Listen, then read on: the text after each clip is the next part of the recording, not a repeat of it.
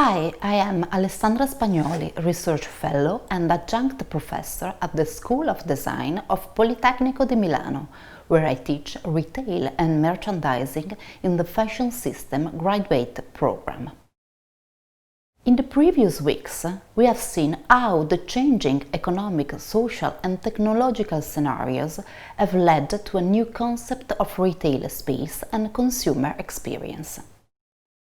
In the next lessons, we will analyze the spin-offs in the retail design context, and we will focus in detail on meta-design as a fundamental methodological approach to inform the first phase of the design process. Let's start with the question: what is design action? First of all, design is about shaping something that doesn't exist yet. Before arriving at the design of a finished product or space, design uses many other tools that reveal the evolution of a process. And these tools are used to communicate with all the actors involved. Design also takes care of transferring a meaning. In fact, the innovation introduced by design belongs both to the material dimension and to the symbolic and cultural one. In the retail context, the brand represents a framework of meanings. This framework contains and amplifies many symbolic and cultural aspects of production. But how? Through products, but also through spaces, services, communication, and the way they relate to people. Today, the brand becomes accessible through many different formats and spaces. All these formats must be coherent with each other and must maintain a narrative discourse full of meanings, symbols, and stories. This scenario takes into account the deep changes in the system of production, trade and consumption of contemporary products, and it is at the same time a response to these changes. In the management of this complexity, design takes on the role of reader, interpreter and mediator among the reason of the distribution, the sales, the marketing and the consumer, keeping the identity and values of the brand at the center. The entire retail system thus becomes an area of experimentation that requires new narrative devices and design methods as a guide for setting up new retail spaces. In this sense, a meta-design approach seems to be the most appropriate in order to manage a wide range of constraints, opportunities and transformations, and in order to integrate multidisciplinary methodologies and skills, first of all the humanities, in the design process. What does it mean to adopt a meta-design approach to feed the first phase of the design process in the retail field? Which tools can be adapted? How can they be useful to the design process? The meta-design, according to Professor Elisa Giaccardi, represents a cultural shift from design as planning to design as seeding. It is not, therefore, just a unique and prescriptive design methodology, but rather a strategic cultural approach that fields and integrates different domains of knowledge. The meta-design is a framework through which we can imagine and inform trajectories of innovation driven by design. It fulfills specific features. It focuses on the process rather than on the result, objects, communication artifacts or spaces.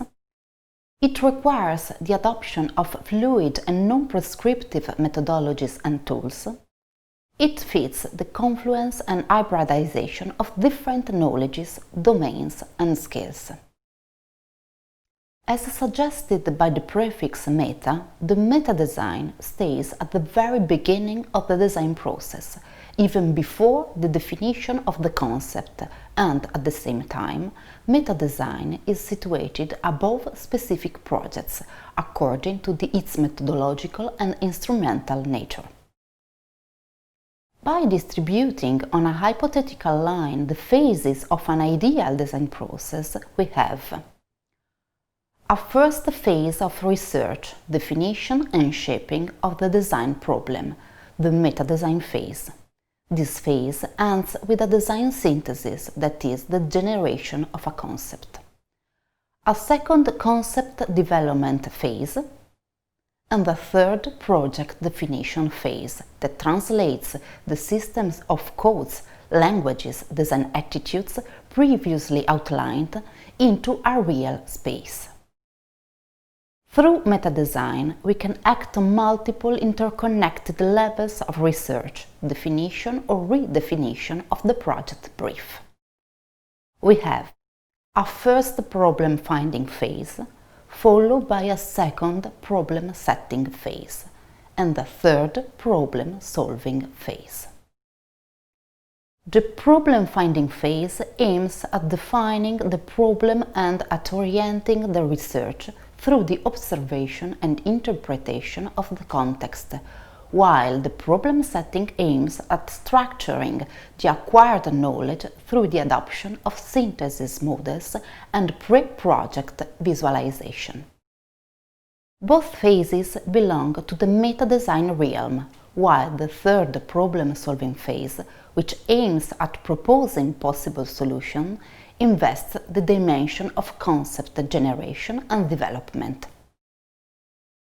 By turning this system into a retail framework, the phases of meta-design can be defined in a first phase of design company conversation, within which design thinking is activated in terms of objectives and constraints.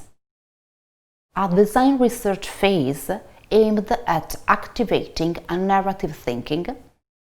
A third phase of concept generation, a visual perceptual synthesis that will be developed later. In particular, the first two levels of meta-design research meet and merge, envisaging and defining different inputs capable of triggering the design process. These inputs are not real briefs, but rather intuition and directions able to trace specific design opportunities. To conclude, we have briefly defined the three phases which constitute an ideal design process. Finally, we have deepened the meaning and the role of the meta-design in the retail field as a methodological and instrumental approach aimed at developing narrative-oriented projects grounded within a complex, fluid and open to innovation context.